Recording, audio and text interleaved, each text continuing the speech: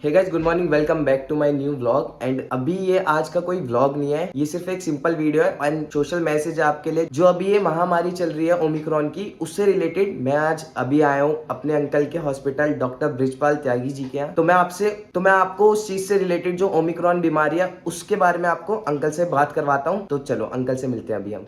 Hello Ankit. Hello sir. आज omicron के बारे में तुम्हें कुछ बता देते हैं।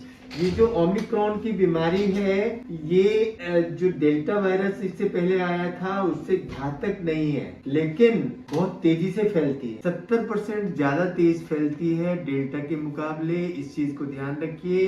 जो इम्यूनो कम्प्रोमाइज पेशेंट नहीं है, जैसे किसी को कैंसर नहीं है, किसी को गुर्दे की बीमारी नहीं है, किसी को डायबिटीज नहीं है, जो इम्यूनो कम्प्रोमाइज नहीं है उनके लिए जानलेवा नहीं है। लेकिन आपके परिवार में अगर कोई इम्यूनो कम्प्रोमाइज है या आपके पास बुजुर्ग हैं तो अच्छा रहेगा, इससे बचें। ये अंकित ये मैसेज दिलवाने आए हैं कि मेरे दोस्तों तक ये मैसेज पहुंचे कि हमें मास्क पहनना है, हमें सोशल डिस्टेंसिंग रखनी है और हमें अपने हाथों की सफाई करनी है। ओमिक्रॉन से डरना नहीं है। ओमिक्रॉन एक साधारण नजले जुकाम जैसा इन्फेक्शन है जो सिंपल दवाइयों से ठीक हो जाता है, लेकिन जो इम्यूनो कम्प्रोमाइज है उनके लिए ये जानलेवा साबित हो सकता है। उससे ऊपर जो दूसरा एक वेरिएंट आ रहा है, अंकित के दोस्तों को मैं बता देता हूँ, उसका नाम है डेल्मिक्रॉन। डेल्मिक्रॉन क्या है? उसमें डेल्टा और ओमिक्रॉन का कॉम्बिनेशन है। जो डेल्मिक्रॉन है वो हमारे फेफड़ों तक भी जा सकता है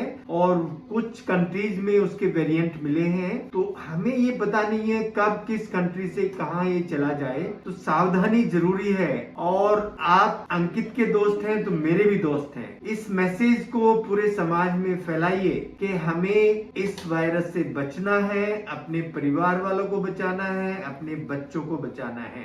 एक चीज मेरे को पूछनी थी अंकल कि जैसे जो लास्ट वेव आई थी उसमें बहुत ज्यादा केसेस तो थे और डेथ रेट भी बहुत ज्यादा था, लेकिन इस वाले में भी केसेस तो है, डेली बहुत ज्यादा केसेस आ रहे हैं थाउजेंड्स में, लेकिन डेथ रेट इस वाले में ज्यादा नहीं है, ऐसा क्यों? हाँ, ऐसा इसलिए, ये बहुत अच्छा सवाल पूछा है अंकित ने।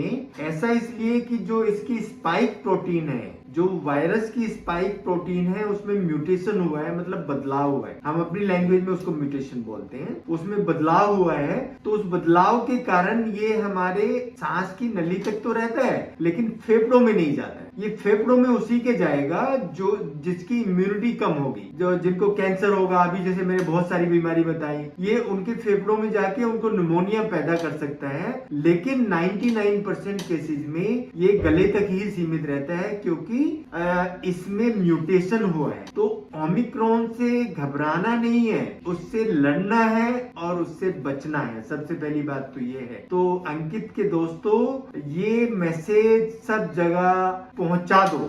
एक क्वेश्चन और, जो अभी गवर्नमेंट ने 15 से 18 के लिए वैक्सीन की है, कोवैक्सीन, उसके लिए मतलब बच्चों के लिए कैसी रहेगी वो? अभी देखो अंकित, वैक्सीन 5 साल से शुरू हो सकती है, लेकिन सबसे पहले जानने वाली बात ये है कि बच्चों में जो थाइमस ग्लैंड होती है वो हमारे शरीर में एंटीबॉडीज बनाती है। एंटीबॉडीज थाइमस ग्लैंड 12 साल तक बनाती रहती है। तो बच्चों में वैसे ही इस इन्फेक्शन का इतना रोल नहीं आता है, लेकिन 12 साल से क्योंकि एंटीबॉडीज वो कम बनाने लगती है थाइमस ग्लैंड, तो 12 साल से 18 साल के बच्चों को अगर वैक्सीन लग जाएगा तो उससे बढ़िया कोई बात नहीं है। और जो हमारी गवर्नमेंट ने ये इनिशिएटिव लिया है कि 15 से 18 तक अभी वैक्सीन लगवा रहे हैं, ये बहुत ही अच्छा इनिशिएटिव है और इंडिया इसमें नंबर 1 है। मोदी जी बहुत अच्छा काम कर रहे हैं, तो हमें मोदी जी को भी सपोर्ट करना चाहिए और इस वैक्सीन को भी एक्सेप्ट करना चाहिए।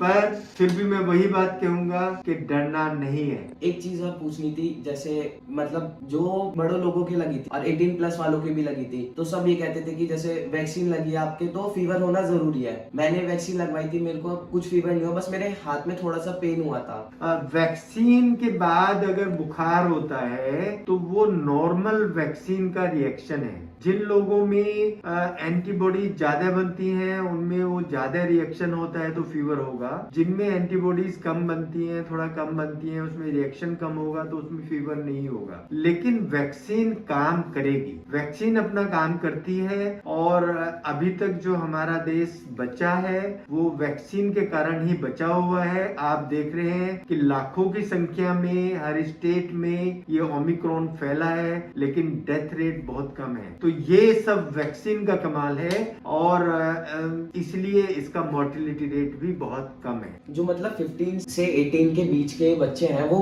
डर रहे हैं कि वैक्सीन से कुछ होगा नहीं होगा, ऐसे पैनिक हो रहे हैं बच्चे बहुत ज्यादा वैक्सीन से भी। और जब मैं भी वैक्सीन लगवाने गया था तो उन्होंने मेरे को भी मना कर दिया था कि पैरासीटामोल मत खाना, क्योंकि मैंने पूछा था उनसे जब मेरी सिस्टर ने लगवाई थी, जब उन्होंने वैक्सीन लगवाई थी उन्हें पैरासीटामोल के लिए उन्होंने ही रेफर की थी पैरासीटामोल जहाँ पे वैक्सीन लगवाई थी, लेकिन हमें मना कर दिया था उन्होंने। ऐसा क्यों? ऐसा इसलिए कि बच्चों में यूजुअली फीवर नहीं होता है और ये कोई टॉक्सिक वैक्सीन नहीं है जो बच्चों को हम लगा रहे हैं, वो दूसरी तरह की वैक्सीन लगा रहे हैं। ये किल्ड वैक्सीन, एक लाइव वैक्सीन था जो हम बच्चों को लगा रहे थे। जो लाइव वैक्सीन है वो उससे इन्फेक्शन भी हो सकता है, लेकिन क्योंकि ये किल्ड वैक्सीन है इससे सिर्फ एंटीबॉडीज बनेगी। ये कोवैक्सीन है तो ये किल्ड वैक्सीन है, इसलिए इसमें किसी चीज की जरूरत नहीं होती है, डरने वाली कोई बात नहीं है। सबकी इम्यूनिटी अच्छी हो जाएगी तो बीमारी चली जाएगी, फिर सब मौज मस्ती करेंगे, पिक्चर देखेंगे, खेलेंगे। ठीक है, पहले की तरह आप सब एंजॉय कर पाएंगे। और हमारी आप सभी से बस ये रिक्वेस्ट है, मास्क, सोशल डिस्टेंस जितना हो सके उतना करके रखिए। Thank you sir. Thank you.